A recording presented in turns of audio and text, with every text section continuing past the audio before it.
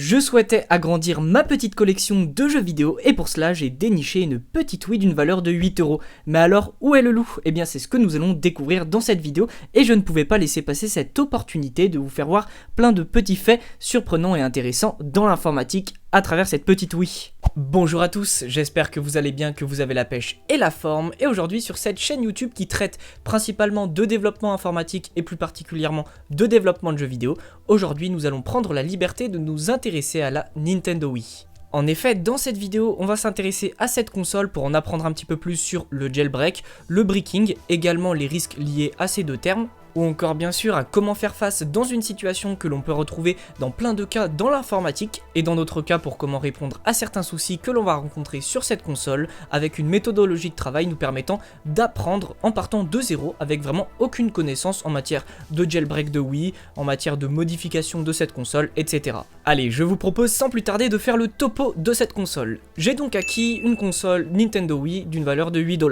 Comme vous avez pu le voir dans l'intro de cette vidéo, cette console est japonaise.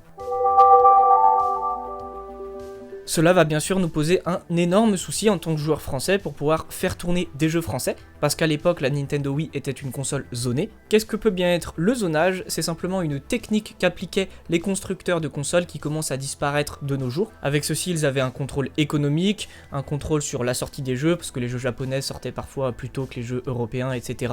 Ou également au niveau de la législation dans les certaines régions du monde. Du coup on va avoir ce problème là de zonage, je pourrais pas faire tourner de jeux français sur cette console. 操作は Wii リモコンの A ボタンを押す。みんなでノリノリ。テレビで楽しむ。みんなのリズム天国。 Également petit problème que l'on va devoir résoudre, c'est une console japonaise et il faut pas oublier qu'au Japon l'électricité tourne sur 100-110 volts, peut-être pas exact, mais en tout cas c'est pas le même que chez nous, donc si je branche cette Nintendo Wii japonaise avec un adaptateur très simple sur une prise française, elle risque de cramer. Donc voilà les deux gros soucis auxquels on va devoir faire face dans cette vidéo pour pouvoir jouer à ce super Mario Galaxy que j'ai tant rêvé quand j'étais plus jeune. J'effectue le branchement de cette petite Wii, j'ai donc bien sûr un transformateur 220 vers 110 sur lequel je branche la console. Au niveau de la sortie vidéo, la Wii tourne sur du 480p, donc un signal RGB, je viens le convertir avec un petit adaptateur RGB HDMI. Et par-dessus, je viens brancher un petit Avermedia pour récupérer le signal HDMI, pour ainsi pouvoir vous illustrer cette vidéo en images. Ok, notre Nintendo Wii, elle s'allume, c'est trop cool. En revanche, je l'ai payé 8$, elle était complète avec ses câbles, etc. Mais il manquait une manette. On va donc aller en chercher une de ce pas.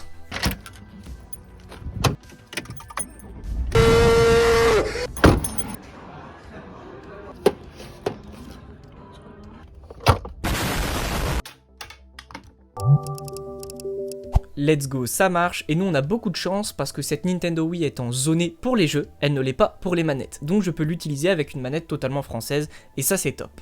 On retrouve d'ailleurs un petit jeu Super Mario Bros sur cette Wii, allez on se fait une petite game.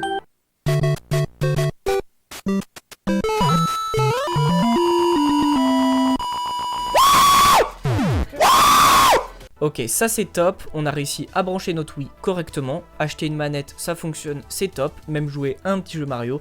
Malheureusement, si j'insère un disque français, ça ne fonctionne pas. Nous allons donc devoir effectuer un dézonage, et celui-ci s'effectuera obligatoirement à travers le jailbreak de cette console. Le jailbreak, c'est tout simplement la levée des restrictions imposées par le constructeur de ce logiciel, en l'occurrence la Nintendo Wii, mais ça peut être le cas sur des iPhones, sur la Nintendo Switch, sur plein d'autres consoles finalement. Dans notre cas, on va lever la restriction de zonage de cette console Nintendo Wii pour pouvoir jouer à des jeux français dessus. C'est donc un concept très simple, en revanche il peut être lié à plusieurs risques, notamment le plus gros risque associé au jailbreak, il s'agit du breaking.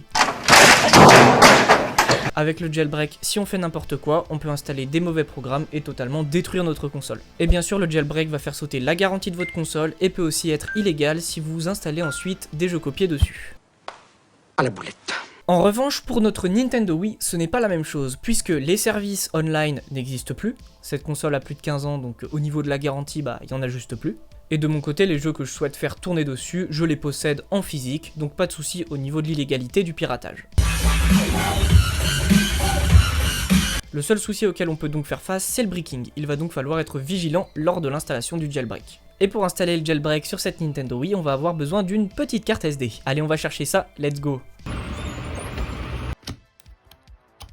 Ok, du coup, en partant de zéro, pour effectuer le crack de cette Wii, je regarde pas mal de tutoriels sur internet, je fouille sur plein de forums, etc. pour découvrir les exploits qui existent sur cette console, et je tombe finalement sur celui de la Letterbomb. Pour cela, dans un premier temps, on doit bien sûr vérifier qu'on est en version 4.3 sur la Wii. Ensuite, on récupère l'adresse MAC de la console et on la connecte à internet. Vous imaginez pas la galère que ça a été pour connecter cette console à internet avec du full japonais dessus. J'ai donc mis la main sur les fichiers du crack Letterbomb que l'on va installer sur la carte SD. Ce jailbreak tire parti de ce que l'on appelle un buffer overflow. Nous allons utiliser la messagerie Wii, la console va tenter de charger un message qui est en réalité l'exploit, et en tentant de charger ce message, elle va dépasser la mémoire allouée pour celui-ci, ce qui va nous permettre d'exécuter un programme à cet endroit-là. On continue ainsi sur un homebrewing, concept simple qui décrit l'installation de programmes qui n'ont pas été prévus au préalable par le constructeur, et ici en l'occurrence Nintendo.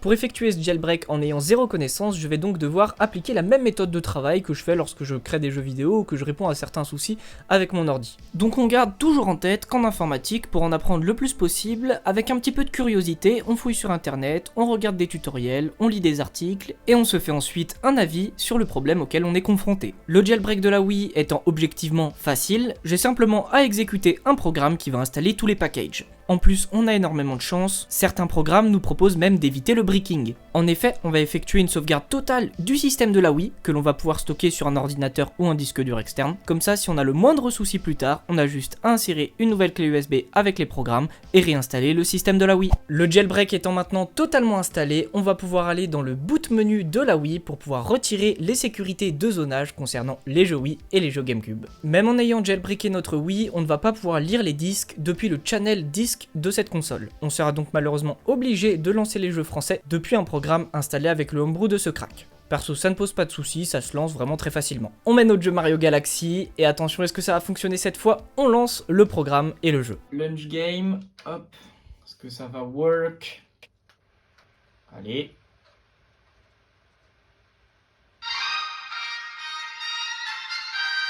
Let's go, ça marche. Ça va game.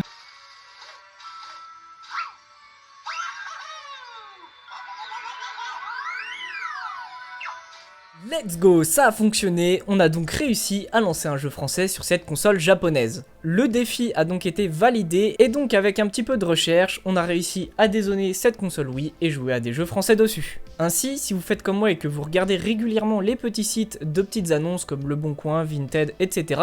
et que vous tombez sur une console japonaise, eh bien n'hésitez pas à relever ce défi aussi, qui n'était bien sûr objectivement pas très complexe, mais ça restait une opportunité pour moi pour vous faire découvrir un petit peu ce monde-là et qu'avec un petit peu de recherche, on peut toujours réussir à faire des trucs cool et en plus quelques économies. Parce qu'aussi effectivement le marché de la console de jeux vidéo va se saturer petit à petit. Perso, j'achète plein de petites consoles depuis maintenant bientôt une dizaine d'années, des Game Boy, Nintendo 64, GameCube, etc.